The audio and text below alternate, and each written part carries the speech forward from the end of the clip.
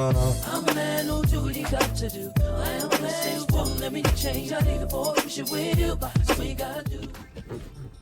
What up, people? It's your boy, the host with the most. I do not brag or boast, and I'm coming to you guys live from coast to coast.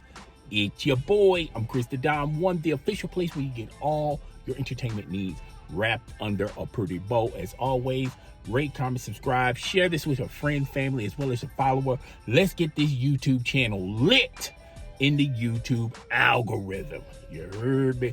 Now we got all that stuff out of the way. I'm going to tell you the do's and don'ts when you're working for your friendly neighborhood Kroger location, okay? First and foremost, Kroger is constantly hiring, okay? And normally when you're dealing with jobs constantly hiring, particularly store locations, and they're always constantly hiring, and they have so much turnover, that's usually an indication that it's not a well-oiled machine. But nevertheless, I digress. I'm going to tell you the do's and don'ts when you're working for your friendly neighborhood Kroger location. All right. Here's the first tip. When you get selected for your very first interview, make sure you got all your stuff corrected, okay? Make sure you got all your stuff available when you are scheduled for your first interview, meaning your ID. Make sure your ID is valid, okay? Birth certificate. You have to have a second form of identification. Usually it's a birth certificate or a social security card, okay? Make sure that you got all of your previous experience, work history, pretty much on a piece of paper. Make sure you have phone numbers. You can remember your boss or the HR director at your previous location. Make sure you have all that stuff in order. Now, they will call, your former location. Some will call, some may not call, but the only thing they're going to be asking them is, did you work there? They're not going to ask them, were you a good worker, or did you come in on time, or what did they think about you at the previous location where you worked at? Because by law, they cannot ask that type of information. And by law, your previous job can't give them that type of information. All they can do in the parameters of the law is say, yeah, you worked there, or no, you didn't work there. Either way, okay? So that's all they're going to get out of at your previous location. But like I said, make sure all your stuff is up to date when you're going in for your interview. The second thing, a lot of people don't talk about this, dress to impress, okay? Dress to impress. I don't care if it's Kroger or Target or Publix or a government job or, a private sector job, whatever the case may be, okay? Dress to impress, okay? Meaning you don't have to wear a tuxedo. You don't have to wear a full-blown suit, but you definitely don't want to go in there with a jogging outfit. Dress casual. Make sure, that the outfit that you're wearing is clean. Make sure there's no, dirt, anything. Make sure it's not wrinkled, like you just got it out the hamper and you put it on. Make sure that you dress very casual, like khakis and a polo shirt. That will do wonders. Okay. But yeah, make sure you're not wearing no, because, what you wear tells more about you than what you think it does or it doesn't. Okay. So you want to make sure you don't want to go in there like you're a rapper. Okay. But you definitely don't want to go in there like you're a college professor. Okay. So just in the middle, somewhere in the middle, just dress casual, because a lot of people, particularly the person that works in HR or the manager, they're going to look at that and they're going to notice that. Like if you got holes in your jeans, that's that's a check mark. Okay, they're going to deduct points. Okay, so just dress casual, make sure it's clean. Okay, something I shouldn't be telling you that you should already know, but I feel like there's a lot of people that don't know. Make sure that you are, make sure you wash up. Okay, make sure you take a bath or a shower, whatever the case may be, because you don't want to have that funk hitting them in the face. Because again, if you're not in the best condition as far as fresh as you can be, they can deduct that as a point too. That sometimes that's a turn off for people that are interviewing you. What you want to do is you want to eliminate all the check marks as possible. You don't want to give them a reason not to hire you. You just need to give them one good reason why they should hire you. Another thing a lot of people don't talk about, and at Kroger as well, if you got a scheduled interview, make sure that you get there 10 minutes early. Okay? Make sure you drive off 10 minutes early to get there. Okay? You don't want to just now get there and then, because it's going to take you a minute to get all your stuff in order and for you to calm down and, things of that nature. You want to make sure that you get there at least at the store 10 minutes early. And even if you're there 10 minutes early, you go to the office, well, the front end. You tell them your name. You tell them you have an interview scheduled, like let's say 3 p.m. and it's 2:50. People don't realize how, that makes it, that's a good grade. They'll just hire you on the strength of that. They'll be like, wow, his interview was scheduled at 3 p.m. He's here at 2:50 p.m. Okay. So that does wonders. That's a huge check mark for people that are in the process of hiring you. Okay. Now, another thing is make sure before you get there or before, you even go to your interview, make sure you know your availability. That's the key important thing is your availability. Now, my rule of thumb is depending on how desperate you are for a job. If you are extremely desperate for a job and you're just trying to get in to fit in, I suggest you should have an open availability. Because after your 90 days probation, you can change your availability. Okay? So at least when you start, have an open availability. But if you already have a job or you don't really, it's not really important for you to get a job as of right now, then you should know your availability. Also, do not, if you do availability sheet, do not say I want to be off on weekends. If you say you're off on weekends, particularly Kroger, because those are their busiest days. You have to understand Thursday, Friday, Saturday, and Sunday, holidays, they're extremely busy. So they want personnel there that's going to be available to work those days. So if you already say, hey, I got to have the weekends off, then they're going to look at it as, okay, if there's another candidate that's willing to work weekends, let's hire that candidate versus hiring this person. You dig what I'm saying? So if you really want the job, have an open availability. And like I said, after 90 days, you can, change your availability. Now, it's going to be a lot of loopholes. A lot of people, you have to go through a lot of people. But always remember, you're going to have to work on weekends. You're going to have to work on the holidays. Okay, you can't work a whole morning shift. You have to be somewhat flexible. Now, so those are the things when you are scheduled for your interview. Those are the things that you have to have in advance, or you should know in advance, because the HR director is going to ask you these questions. All right. Now, another thing, particularly about Kroger.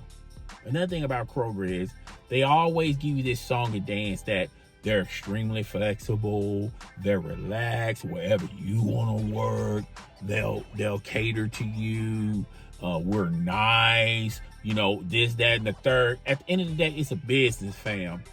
It's a business.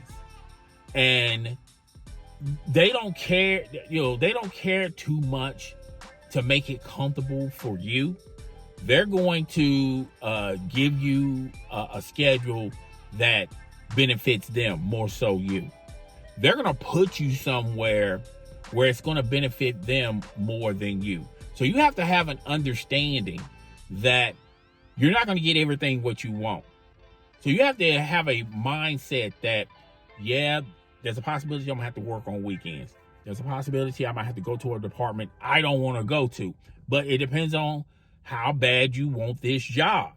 And I'm telling you, Kroger, a lot of people don't figure this out, particularly new hires, and that's why they have so much turnover. Your first couple of weeks of training, they're going to throw you in the click list department. They want you trained for click list. Even if you was hired for produce, they're going to throw you in the click list department. Okay, so they want to train you so you'll know how to do click lists, just in case they may need you on a busy day, which they will. They will utilize you, particularly if you got some expertise in the click list department. So, Kroger consider everyone a store clerk, meaning that you can pretty much work anywhere. Now, there's going to be people that's been there longer that they don't that they just can't just throw anywhere, and due to their contract, they have opportunity to work wherever they want to work at.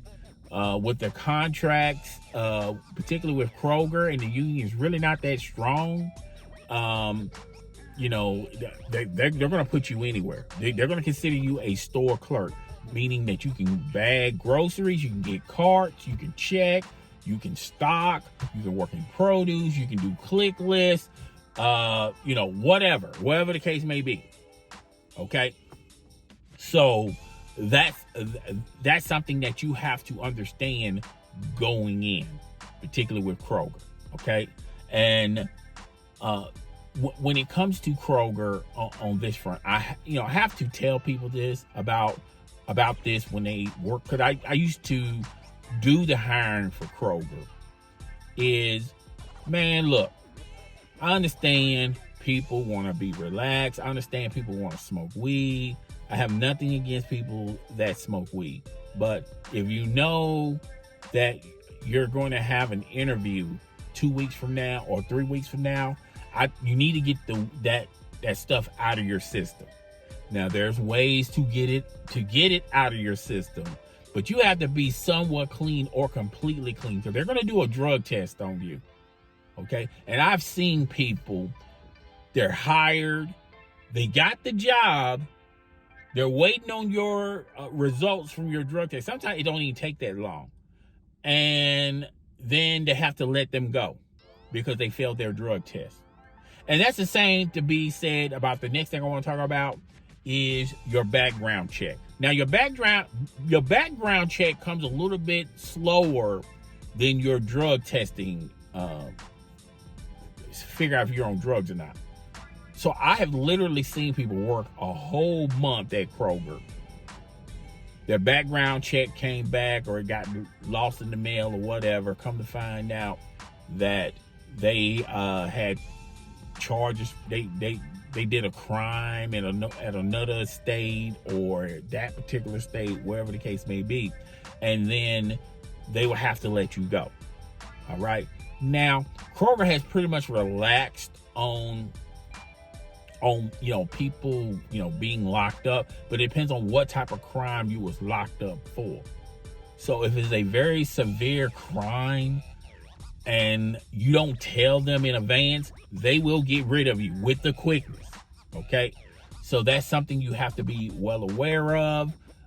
My rule of thumb is, hey man, you want to make sure you got all your ducks in a row. You might want to do a background check on yourself. See what's in your background that may prevent them from not hiring you. Now, Kroger hires all, if you have been a criminal, it depends on what type of level a criminal you was, because there's levels to this.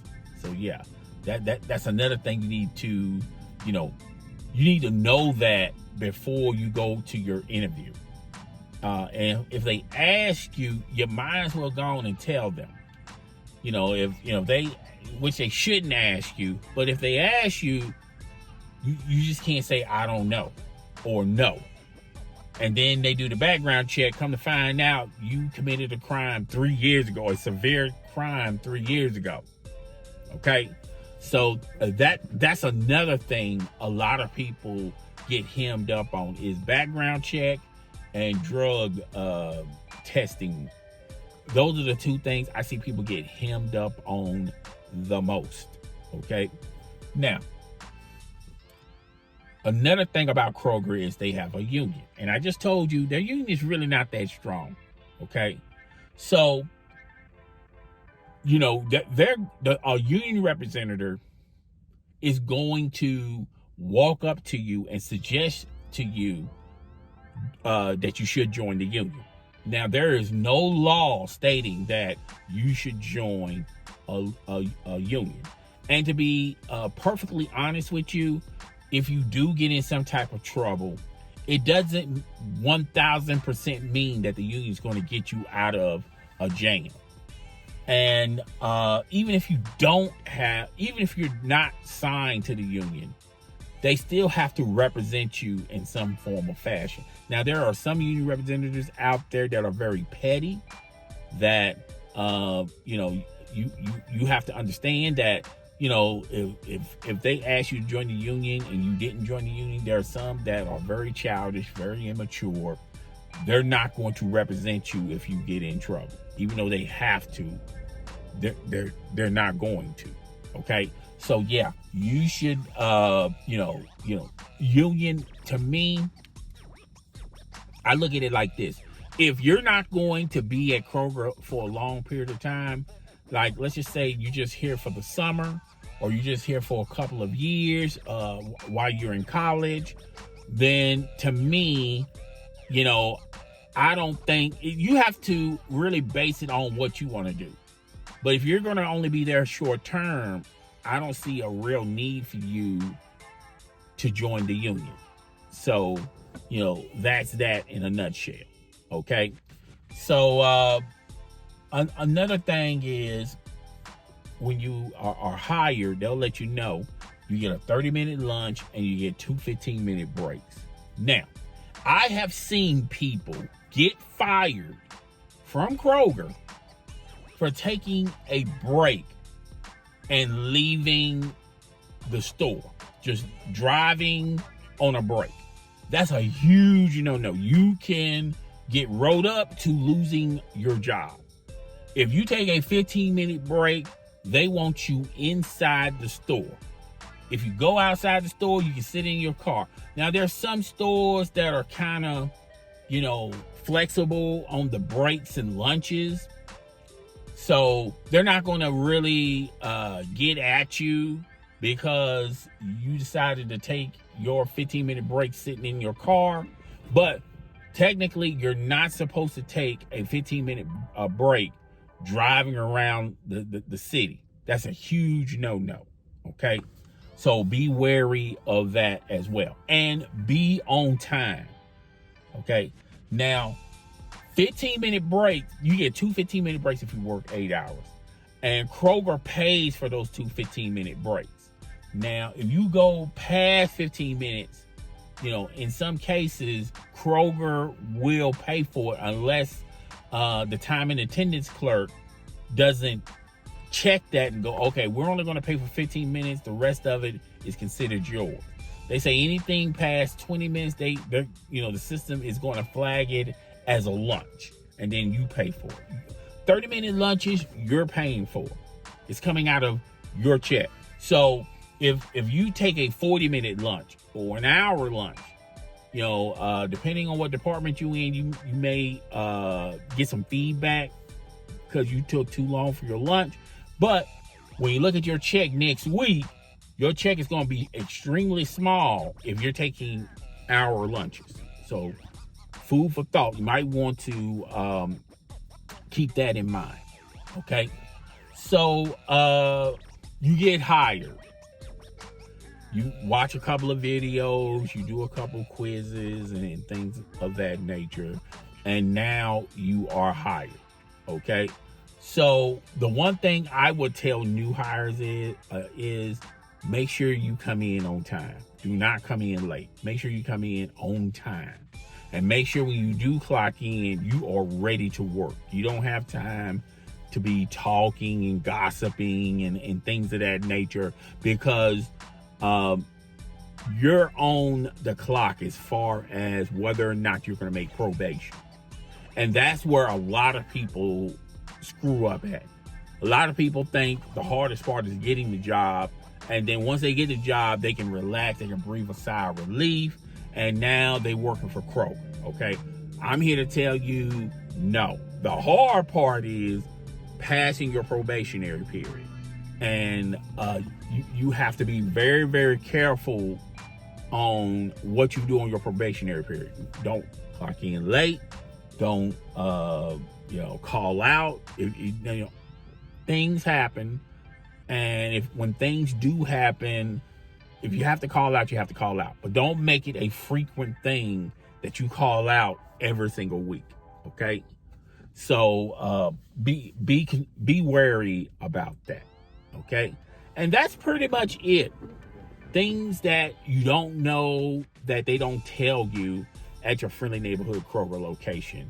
So, guys, and what you think, hit me up in the comment section. Tell me what else you guys want me to talk about, and we'll discuss those things. And yeah, I will see you guys on the next video. I'm up out of here. Deuces.